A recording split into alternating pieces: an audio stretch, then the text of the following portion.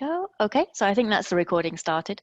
So thank you everybody for coming all week. The agenda we have for tonight is literally just to kind of have a summary of what we've covered, and to have a bit of discussion with all of you about where we maybe take things next.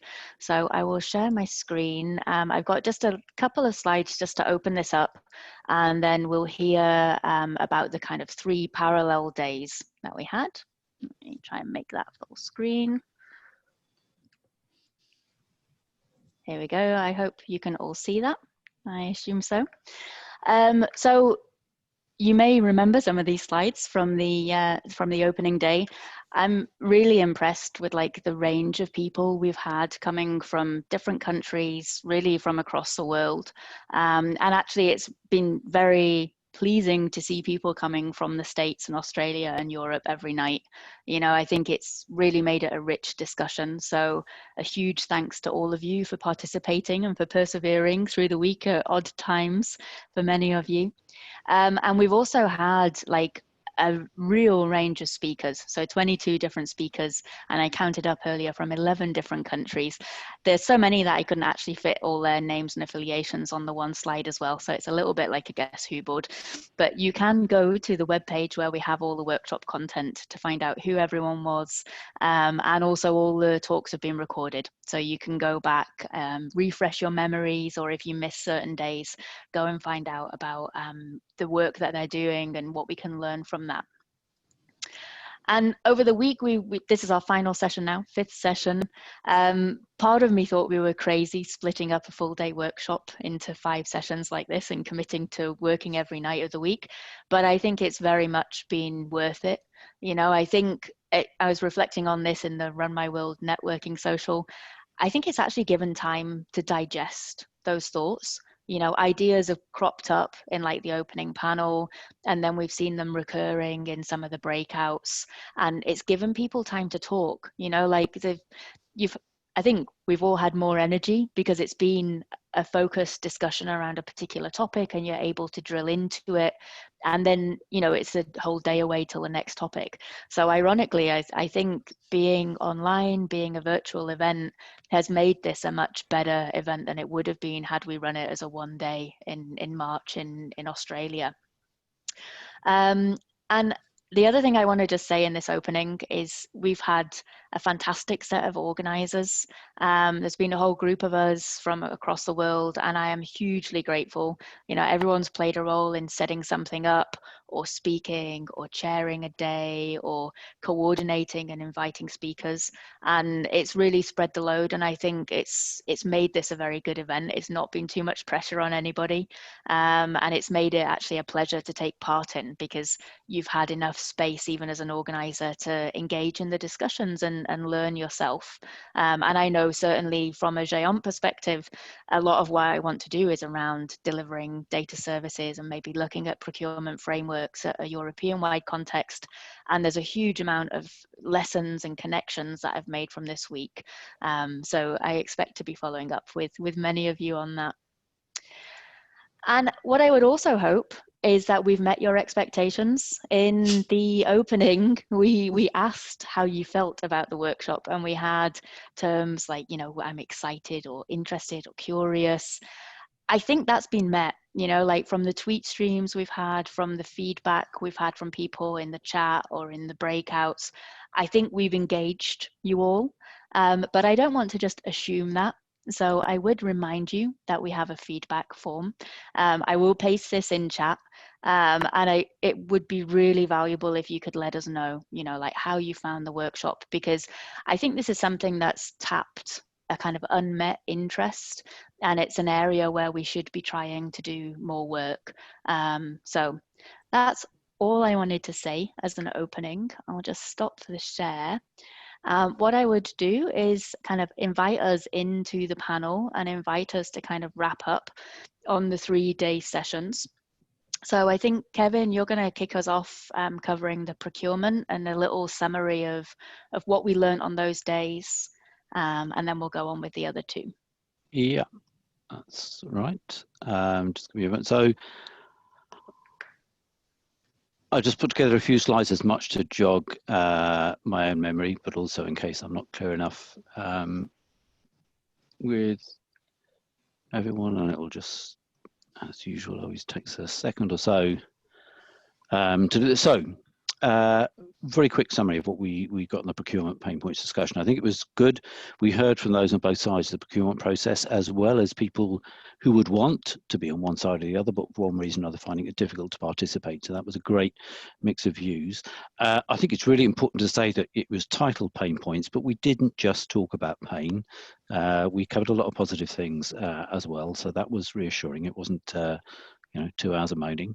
I think there were some really good points about the how, and indeed the when and the why we should use procurement as a tool. It's not the only tool available to us, but sometimes it's the right one to use. So that's from the point of view, as it were, of the purchaser, the person who wants something, and also a good deal about, from the other side of the table, how to go about bidding and one, how to approach the process. Just a few highlights, and these are really a very personal choice. There's so much in there. I'd really encourage you to go and look at that Google Doc, even if you were there, because we were in multiple groups. So this is just a selection. Apologies for those I missed out. It is a specialism for both sides. It's important to work with people who know it well. There are people who specialise in this. Talk to others who've done it as well. Again, whether you're trying to put one together, whether you're trying to bid, lots of people are willing to share information. Good requirements in a procurement process are really key, and they're not easy to put together. It's not necessarily obvious, for instance, that non-functional requirements can be really important. I think we heard from Lorraine about that, but that was backed up by a number of other people. You need to think about requirements that are going to help you make a choice. If you are using procurement, it is about choosing between things that might appear equal. And one of the errors that people make often is having questions that don't really help you make that. It might help you rule out the no-hopers, but it doesn't help you choose between people, all of whom appear to have something valuable. And then you think, well, I want to ask them more questions, when you're not allowed to do that unless you've designed the process to do it. And using your requirements to avoid being locked into any one solution is important. The idea that the first thing you should think with any IT system is how am I going to stop using this thing? Because you will stop using it. Generic templates and the types of questions and documentation they require are often a common problem. We heard this. And also, it's not just about choosing winners. If we want to improve everything for everybody, giving constructive feedback to everyone is really important for both sides. As a purchaser, you will get better proposals in future, and also perhaps you'll make friends with people that you wouldn't otherwise do. And so the last set of points really is thinking about, who gets to be involved in this. One of the points of the discussion, which I think then we return to at later points in the week, is that procurement as a mechanism excludes some other ways of doing things. So in a sense, what you need to do is to conduct the same sort of exercise you do in a procurement, choosing between options. Before you even begin one, you should be choosing between options, of which procurement is only one of them, and really weighing them up and deciding on the pros and cons of each. Apply the same sort of process.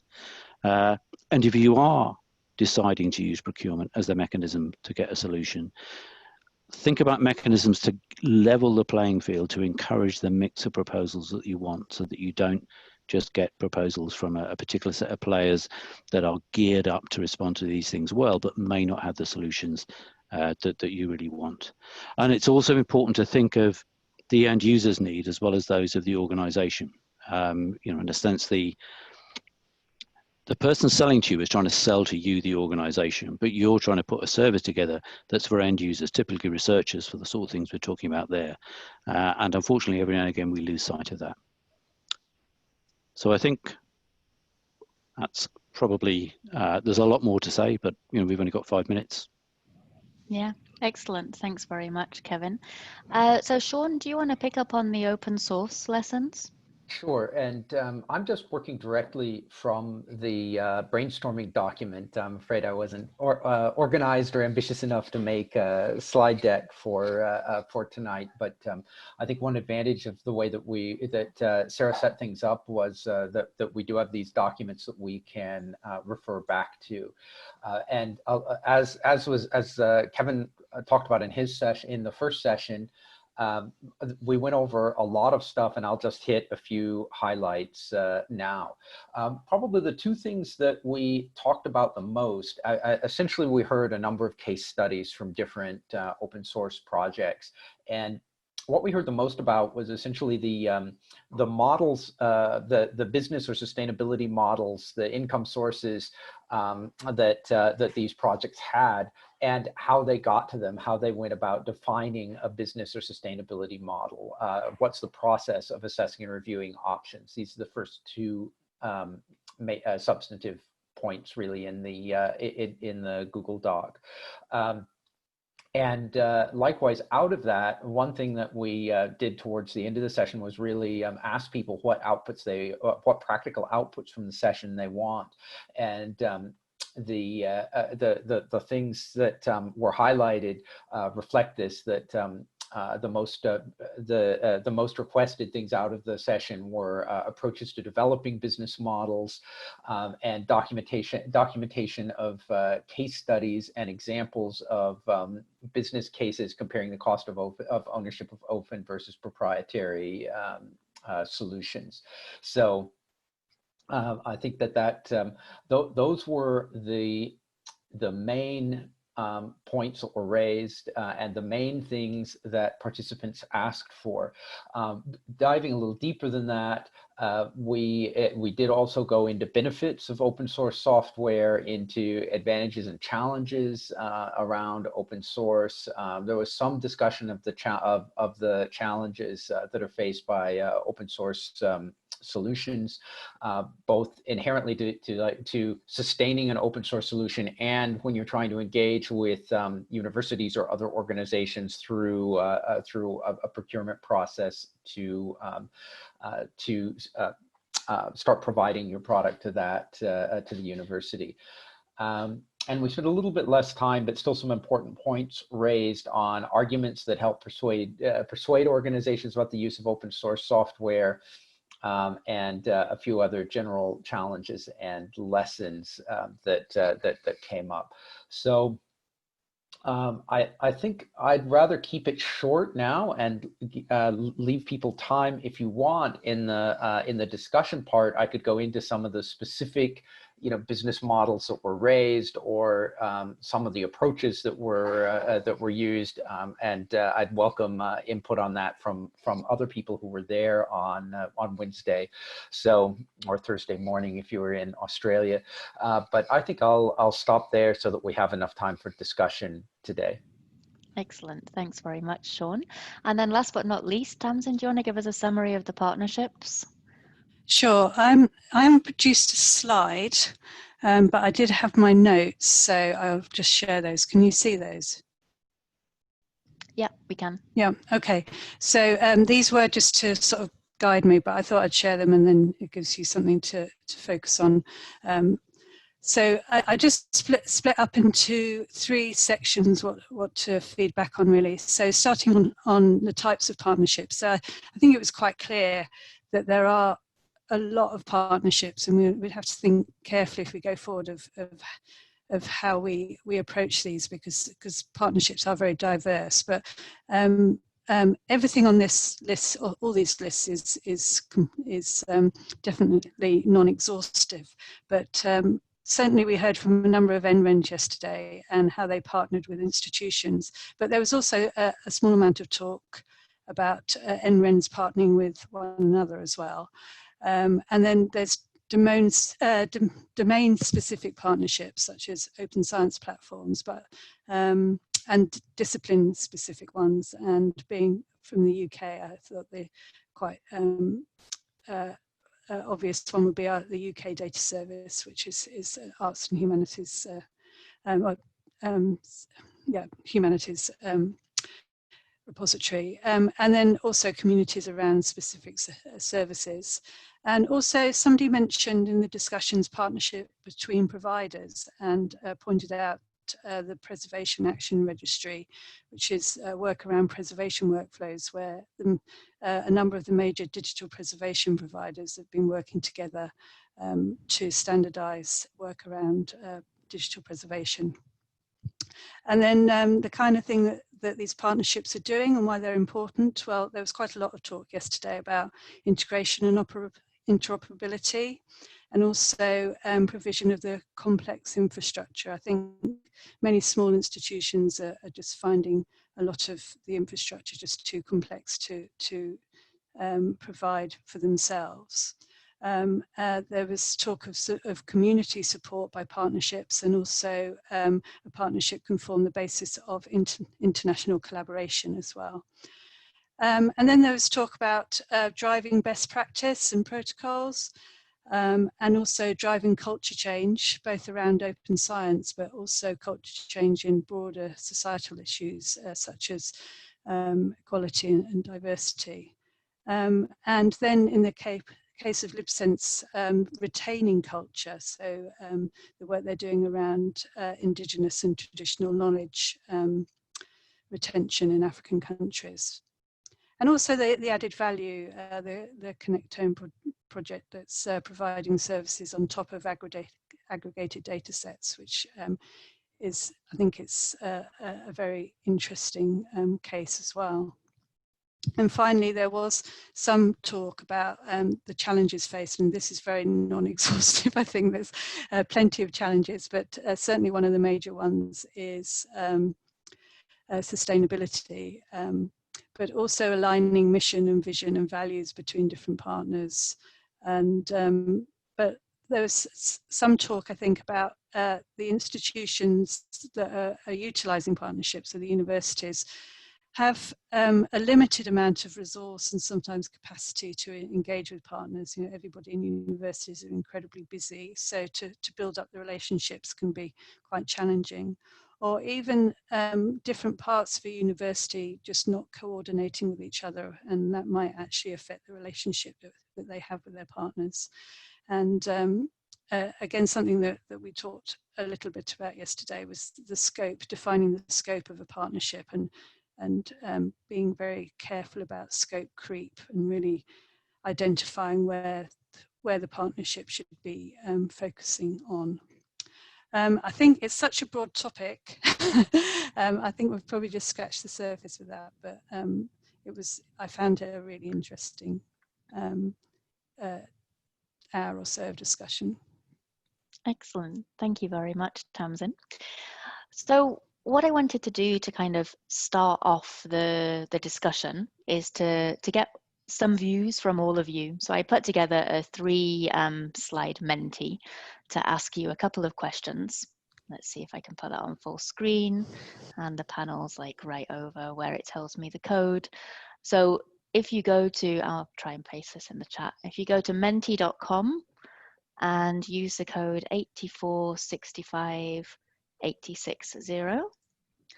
let me get to the chat to tell you that.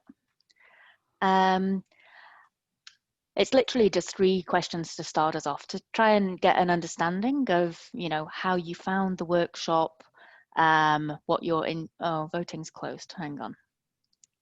Can anyone vote on that? I guess not. No, I just tried to respond and it says we have Right, to wait for you to go. It shouldn't be closed. Apologies for that. Right, let me present again.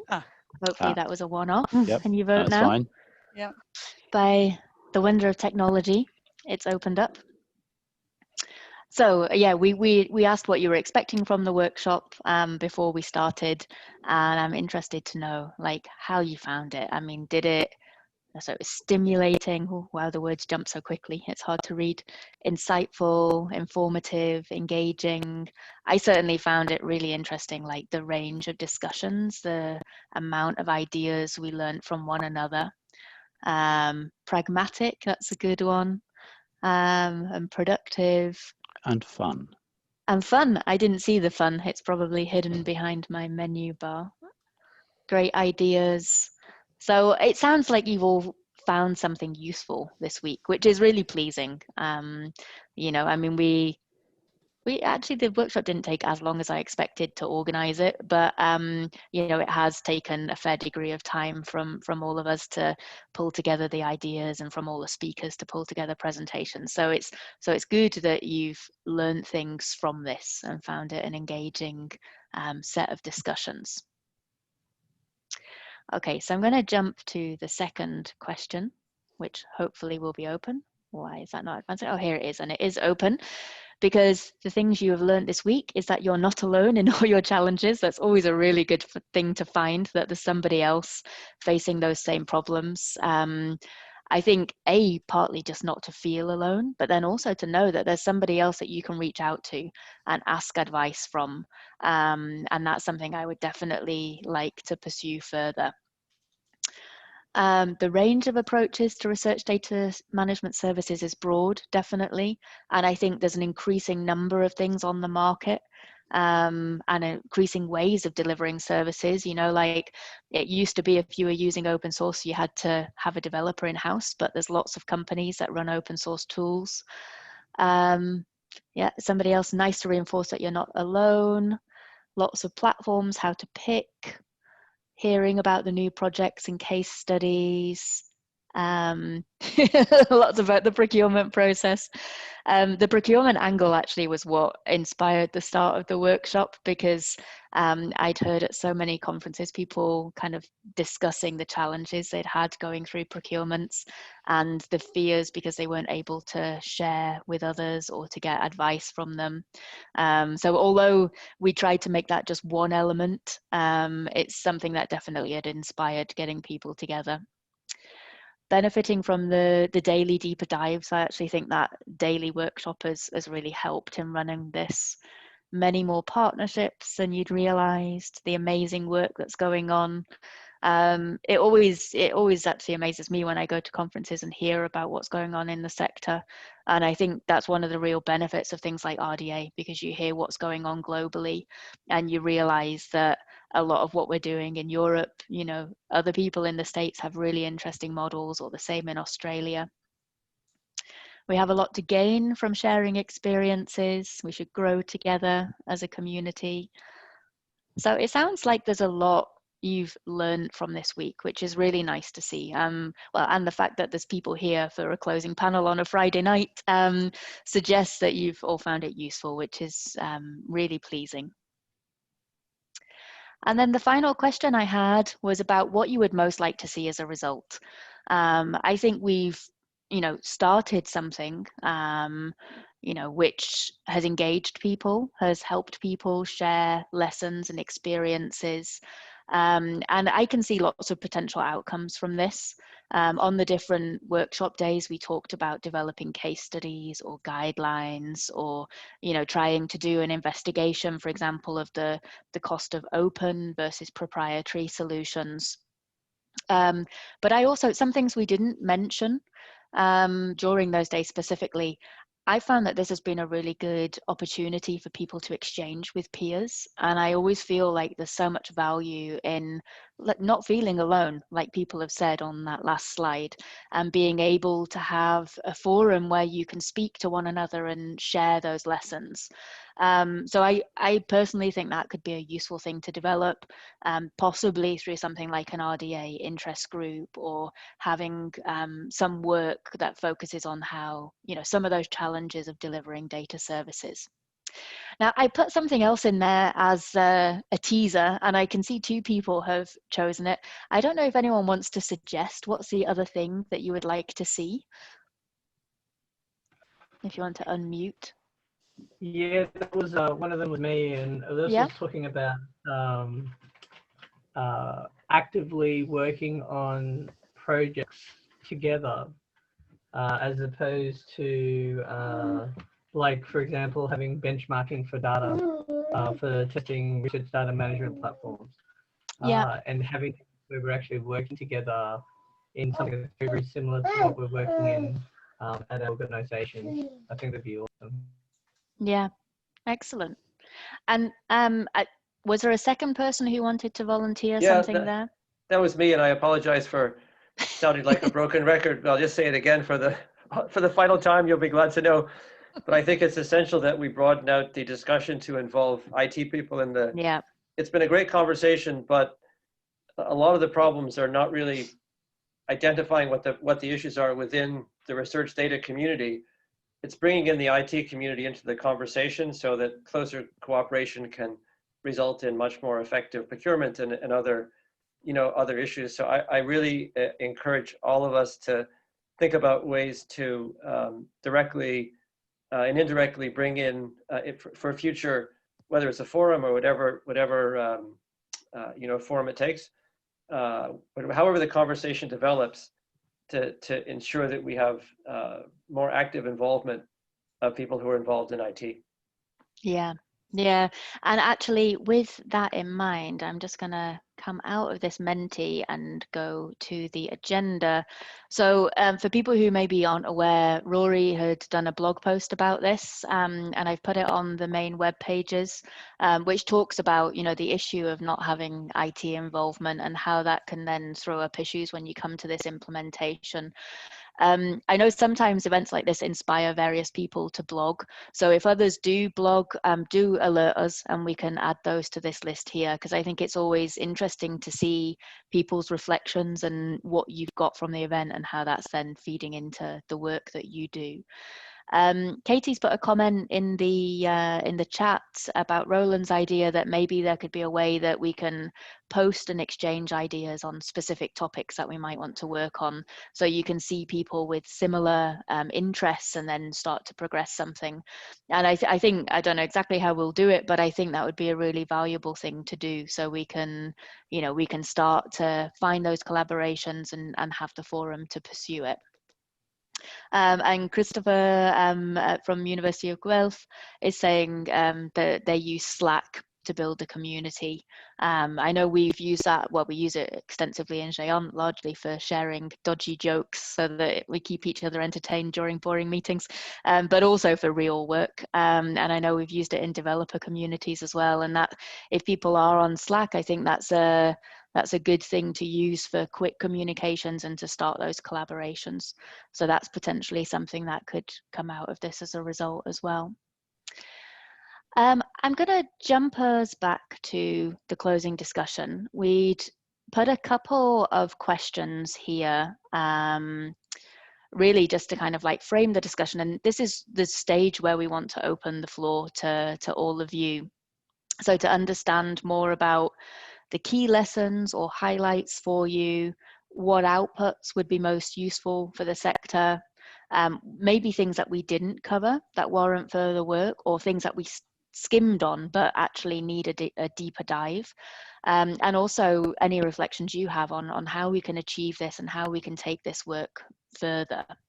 So these are kind of 4 questions we have, but we're also happy to take any kind of questions or reflections on the different days or things you want to pick up on with the panelists, with Kevin and Shawn and Tamsin. So on my other screen, I do have the participants list and the videos. So I don't know if people want to wave or just unmute or raise a hand, or if any of the panelists want to give some thoughts.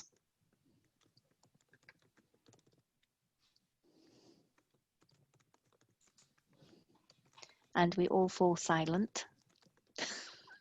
It's like being a school teacher. I'm going to hold out for 30 seconds until somebody volunteers. Who's going to cave in first?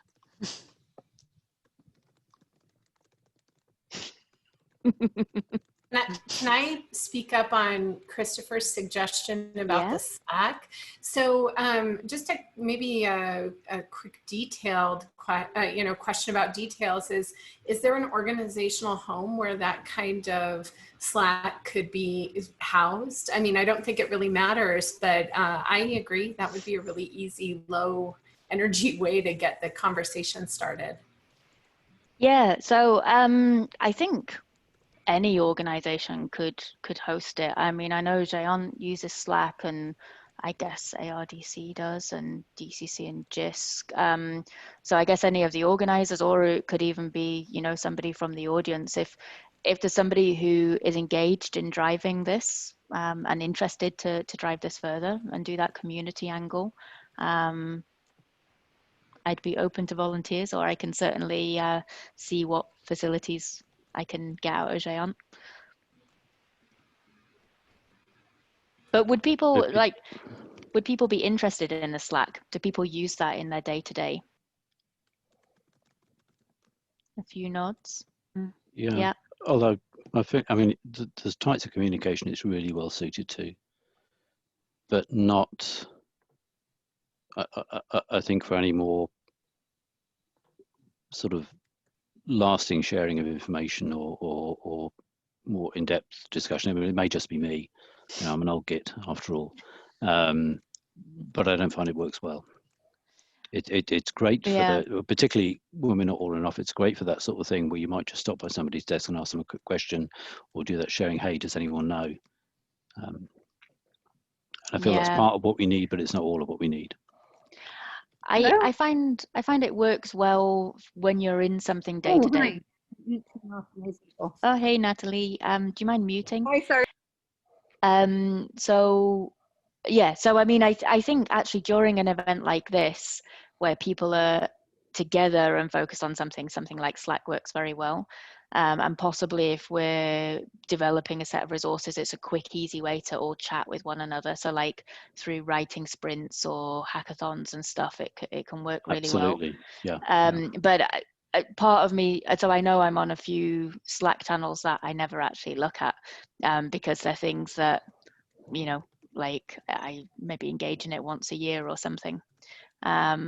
So I guess it's maybe something to set up if we,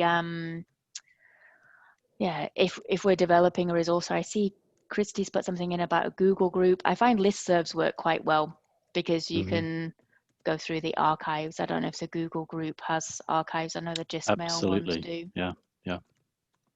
Yeah. So maybe we have a delivering data services listserv. Yeah.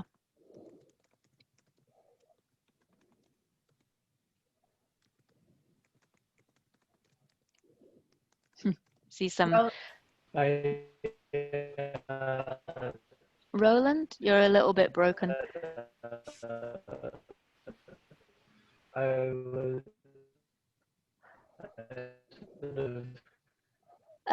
sound is flaking in and out, so we can't actually tell what you're saying just now. I don't know if you want to put it in chat. Am I connected?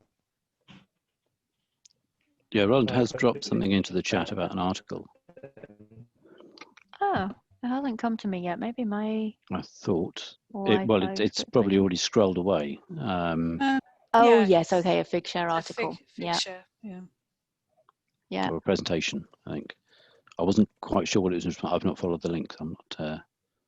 Yeah, Slack depends on the community, and then this is the Figshare link talks about pillars and multiple group needs.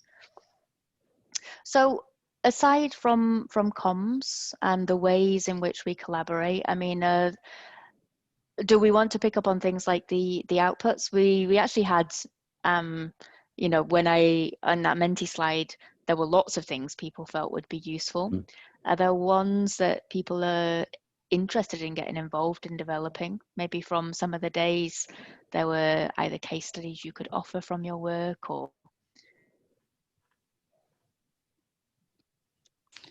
I would be interested in anybody who's used a partnership, you know, a university or another institution that has benefited their research.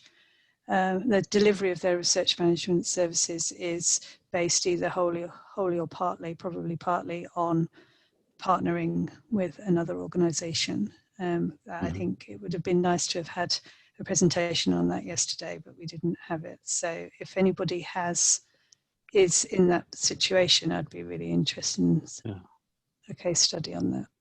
Although we have, you know, we did hear from 40U earlier in the week, you know, who doing exactly that. Really, I mean, I think that was in terms of our themes for each of the day. I think it was quite often the case that a presentation that had been put into either partnerships or procurement or could easily have fitted into any of the days and spoke to all of them. I think, but more examples would be good. Yeah, I think the 40U example that Connie gave is a really good one of that community building and like university networks. Yeah, so just to interject there, part of what I'll be doing is collecting like end user use cases. So from the 3 different institutions, so perhaps that's something that could be part of an output with regards to like from a researcher's perspective of how those services have helped them. I think that would be quite useful. And I'm doing that anyway. I hope to do that anyway. So that's something that we could do. Excellent. Yeah. And I think I've certainly got an interest in case studies. The only thing that sometimes makes me nervous about them is that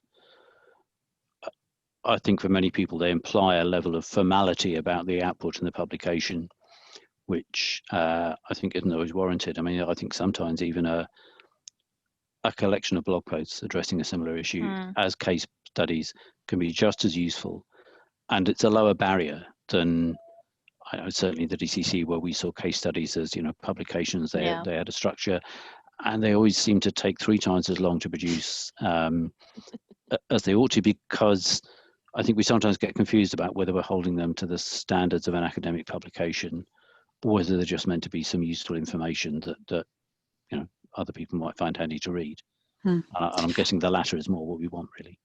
There's a very nice interview with Omo Oaya that he sent me when I asked him to speak yesterday, and he sent it over, and it really explains everything that LibSense does. So that's we've got it there. That's already we can share that. And so that's great. Yeah, it's a good start.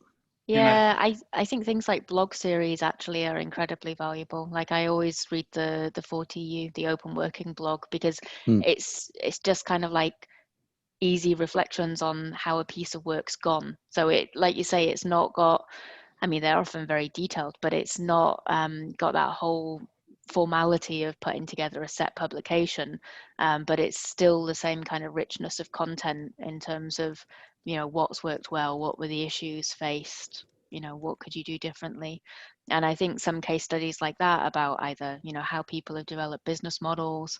I know, like when we were developing the DMP Online one, you never quite know where you're going at first, and trying to talk through that process of what our decision making was, I think is useful to others. There's probably quite a lot of scope there. Yeah, more of that. Sorry, go ahead, Eric. Yeah, I mean, there would be good opportunity if there were several of these that were kind of came out of this event, all coming from their various homes, posted on their own places. If we could aggregate some of those, then the rest of us, or some of us, could cross-post. Yeah, it's still relevant, even if it's not OSF as the central theme.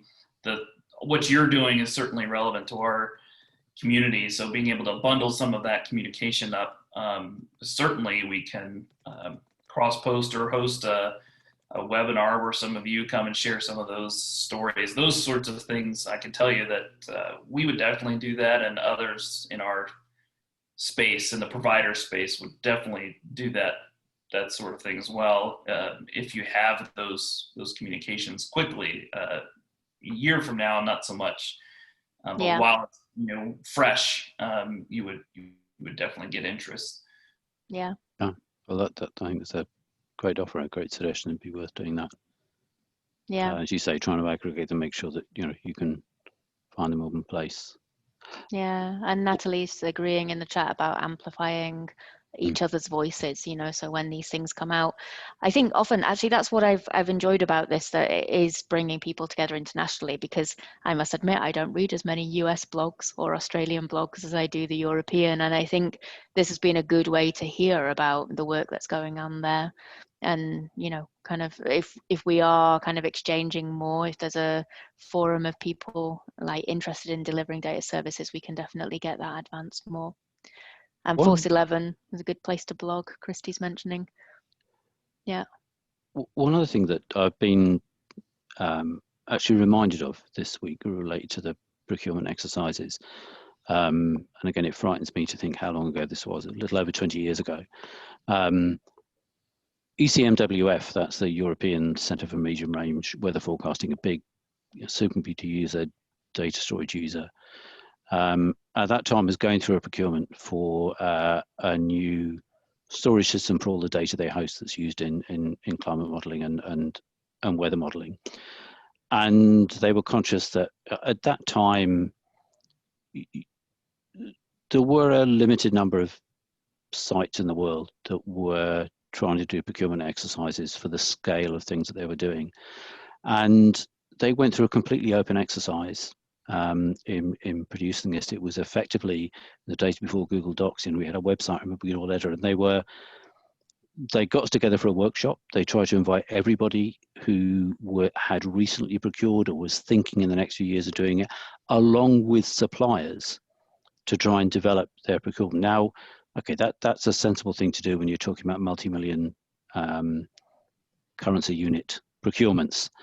And it may not be appropriate for all the things we're doing, but it struck me, I think people would often be really reluctant to share that information in advance, and particularly sharing it with suppliers, because you think that's not how this is meant to work. But actually it did work well there, because it was completely open, and they ended up with a much better set of requirements. I think the suppliers ended up with an easy thing to go into, and I found it really educational for the procurements we did later on. And I wonder whether that's the sort of thing that we might be able to facilitate at some point. Yeah. Yeah, that sounds interesting to me, because one of the things I want to do at GÉANT is looking at, like potentially a procurement framework across Europe for data services. And what I found very valuable about this workshop is that it has brought together, the users, the institutions, as well as the service providers. And I think having people together in a room to discuss has made it a much more constructive dialogue. And that's what seems to be missing from a lot of those procurement exercises. There's not the openness of discussion to fix the requirements. I mean, one of the ideas behind it was saying, well, there's about 100 sites in the world all trying to do something similar here. The more we can have a common set of requirements, the easier it's going to be to get these things and to get them at lower cost. And that was part of what we did. We end up with something where there were huge chunks of that other people could then reuse and then add in their own bits of special sauce, as it were, rather than all trying to start from scratch. And when you can't, I mean, at greater extremes, you develop standards for APIs and things like that to get common requirements. But I think with some of the things we're doing, that's the right way to go. But sometimes you can't get that far. But the idea of common requirements is sometimes easier to talk about, even though everyone does feel they're special. It's important to do. So we have just about 15 minutes left. So I wonder if people have questions or ideas that have emerged this week that they'd like to kind of get more of a sounding board on in the time we have left.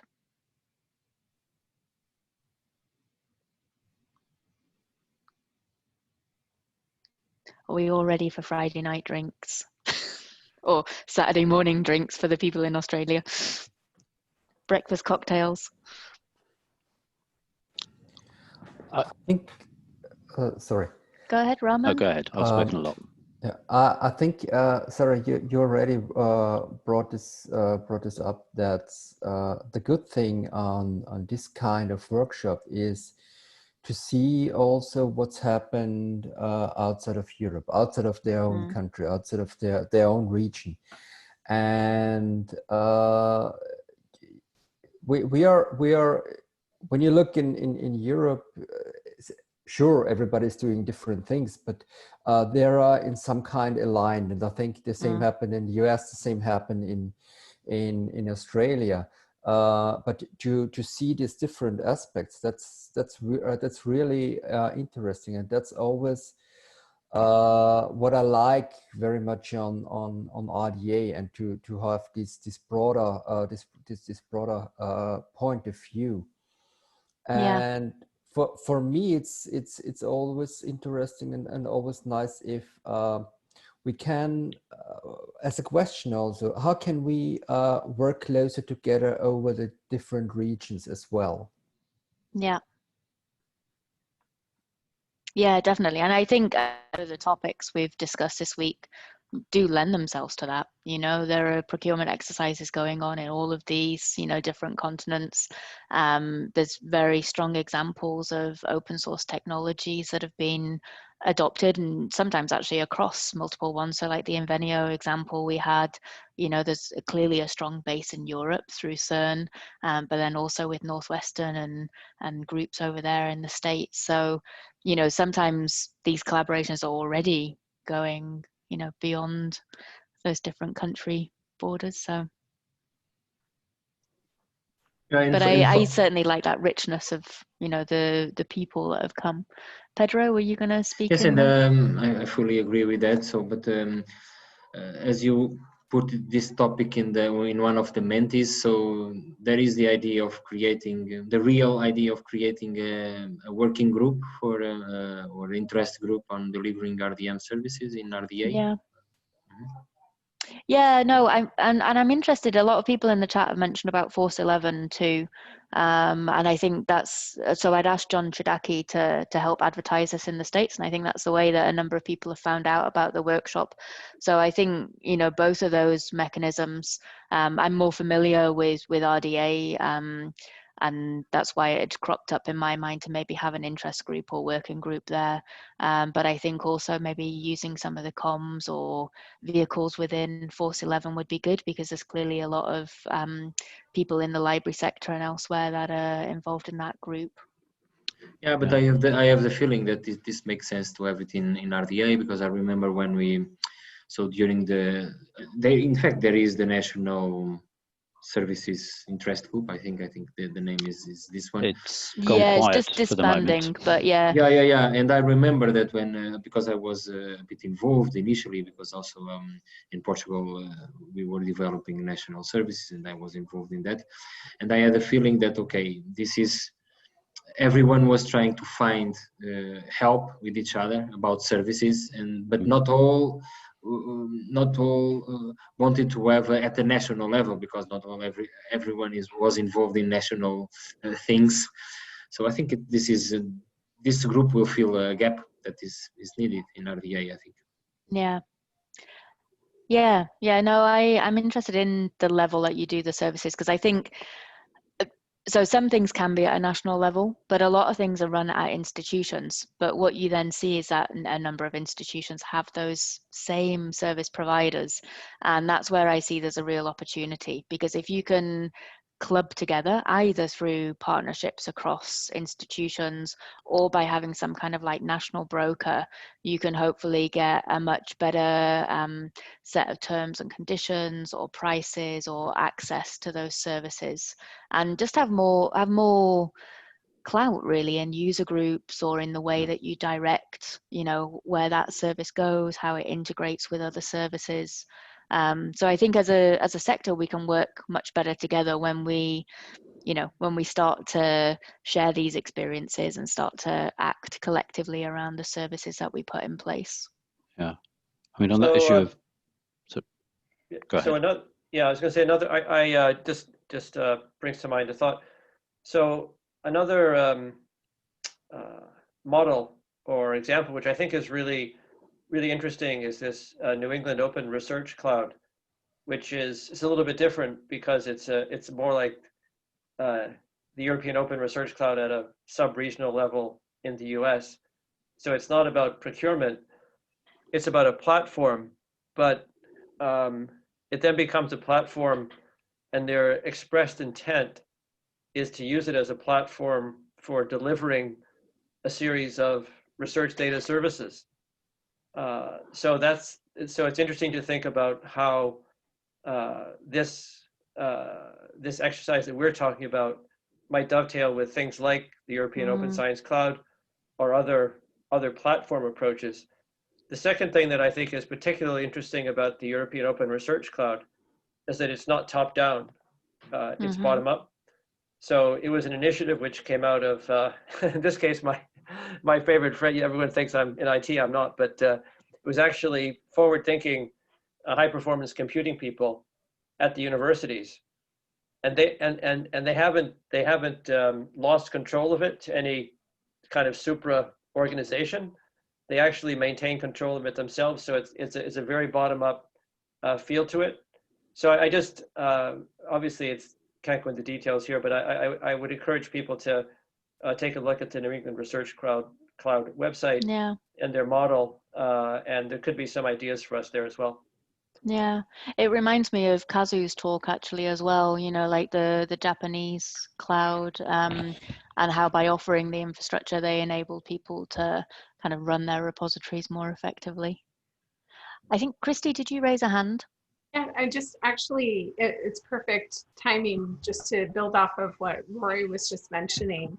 The Big Ten Academic Alliance in the Midwest of the US is very similar, where there are these discussions happening around data infrastructure and services for the organizations that are part of that consortium. And those are happening, you know, I think in different academic consortia across, at least across the US. But, you know, to build on the conversation around organizations, RDA versus force versus some of these other things, I guess I would encourage us to think broadly here, because there are different benefits with different communities. And what we're really trying to do is knit things together and look for opportunities to have kind of cross-group conversations and bringing people into the tent. And so, for instance, I'm not very active. I think I might be the only person in this area who's not active in RDA. It just was too much. It was very overwhelming, and it was hard to know how to get involved. And I found Force to be a really welcoming and friendly community.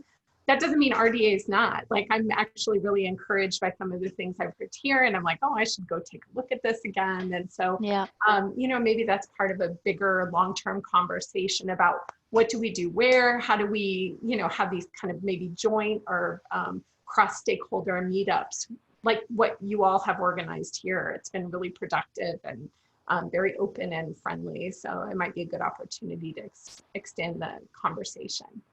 Yeah, yeah. And there's a comment to you in the chat about sharing information about the BTAA, so that others can kind of collaborate or share information around that at their universities. And I completely agree with you. I think there are so many different fora, and I think we actually have to be as active as we can be in multiple fora. So even, I mean, because there's like CoData as well and lots of other data initiatives. And I think even if you have a working group in one, by nature of the way that event runs and its membership, you won't catch everybody. So I think you have to kind of work with multipliers, and actually that's why I'd reached out to John. We didn't have any organizers in the States, and we've worked with groups like Cliff Lynch at CNI and with CDL, and that's clearly brought us to a different community. And I think as work progresses, that's what we have to do. We have to make sure that we're tapping into those different networks, so that we connect with all the people who are involved in this. Roland, you have a hand up, do you? Or Kevin, were you going to come in? Yeah, I'm not able to raise my hand oh yeah, because you're host. You can wave. Roland does as well. Really just a response to that point about platforms. Yeah, I'd agree with you, Sarah, in a sense. Choosing multiple ones is important. It's certainly the case that things like CoData and RDA, the structure of their groups, I think, are not necessarily well suited to what we want to have, which is more an ongoing community. They're more geared towards delivering outputs. In other words, having a mission, even if some of the interest groups in RDA don't really behave that way. One concern I have about Force 11, friendly as it is, I find it quite a publisher-dominated organization, not surprising given its antecedents, where it came from, about scholarly communication.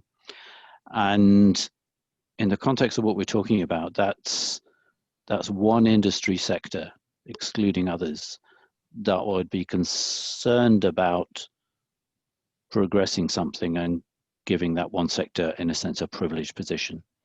Now, maybe that I'm overhearing this, but it's I've seen things go wrong in similar exercises in other domains in the past, and it's something we need to be wary of.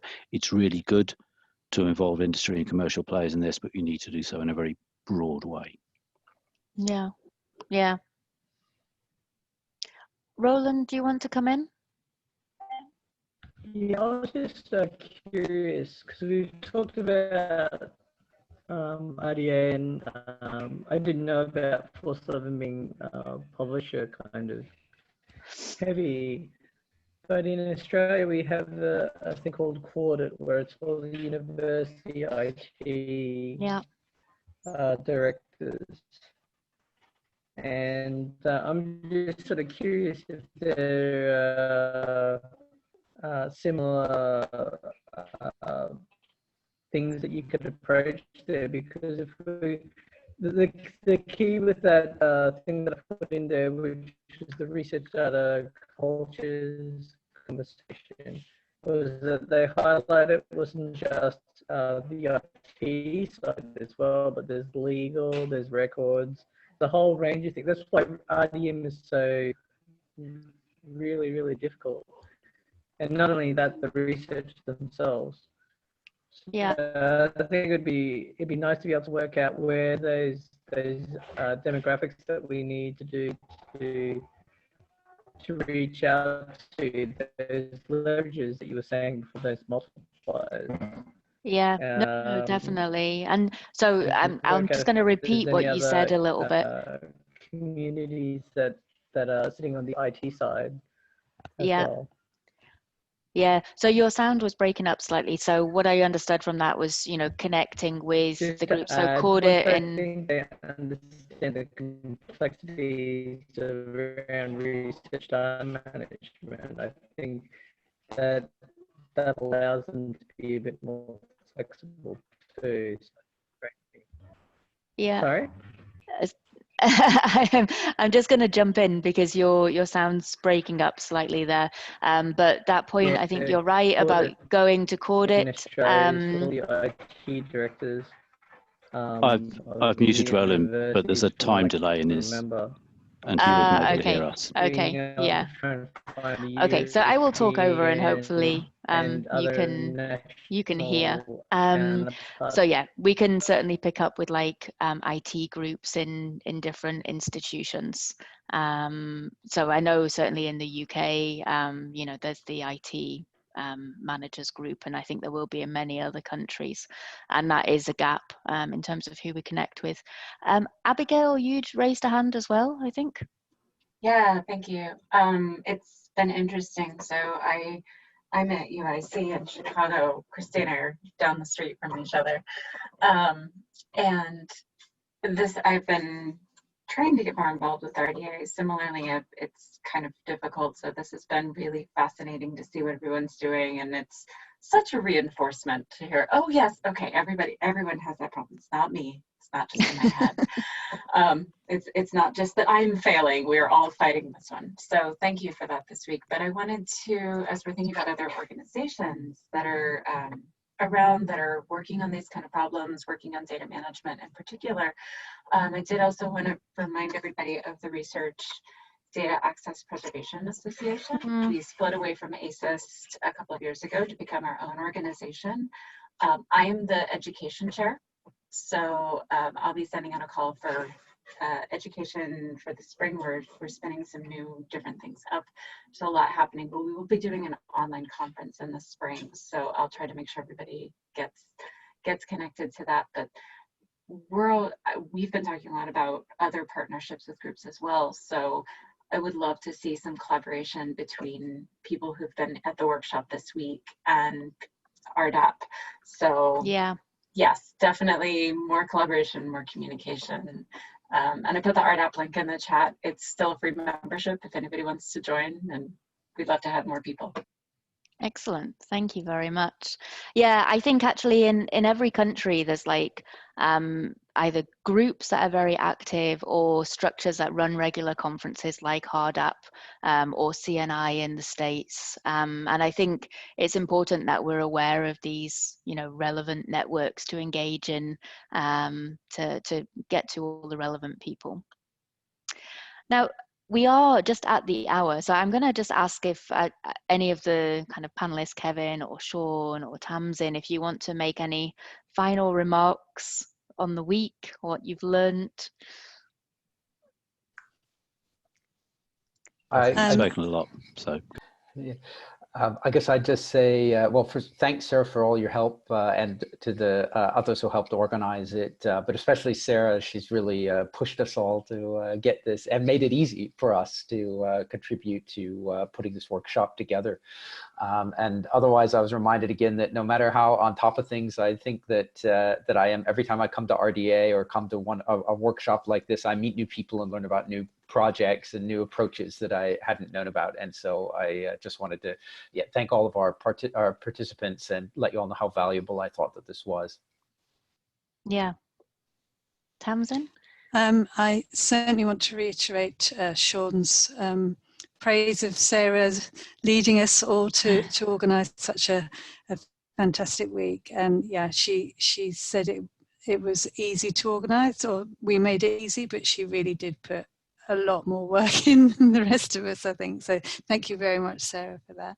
And I'd just like to say I feel really privileged to have been involved in organising it, and I hope I have helped impart knowledge to other people, but I can tell you I think I've learnt a lot more than any knowledge I may have shared, so I'm really grateful to have had the chance to take part in this. Yeah, likewise, I've picked up a lot this week. Yeah, absolutely. I think I was saying in one of the speed dataing sessions earlier. Yeah, even though it's a full-time job, there's always more you can learn. I've picked up lots this week, and yeah, it's been a privilege to be involved. I'm really grateful to you, Sarah, for pushing us to make it happen. I'm really glad we did so. Excellent. Well, all I would say is the gin's nearly finished, so it's maybe time for a top up. And thanks to all of you for coming along all week. I did put the feedback form in the chat. I will email it out sometime next week.